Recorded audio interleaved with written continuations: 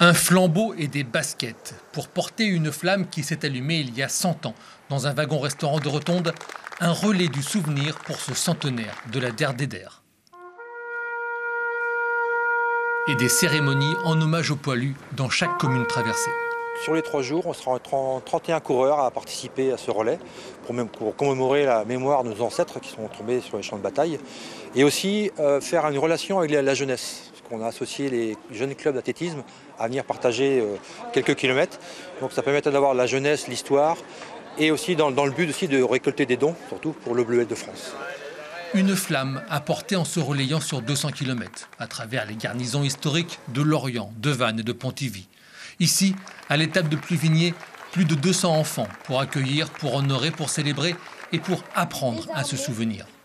On l'a connu, mais ça prouve qu'ils sont sensibilisés, qu'ils ont au cœur de poursuivre le souvenir et de l'entretenir.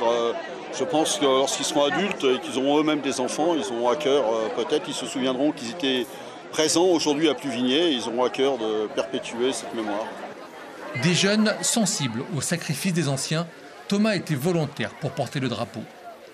C'est important parce qu'il y a des millions de gens qui sont morts pendant cette guerre et du coup c'est important de faire quelque chose dans leur souvenir. Tous les élèves de 3e qui sont ici présents, c'est-à-dire 125 élèves à peu près, ont individuellement fait une recherche sur les personnes portant le même nom qu'eux qui sont décédées pendant cette Première Guerre mondiale.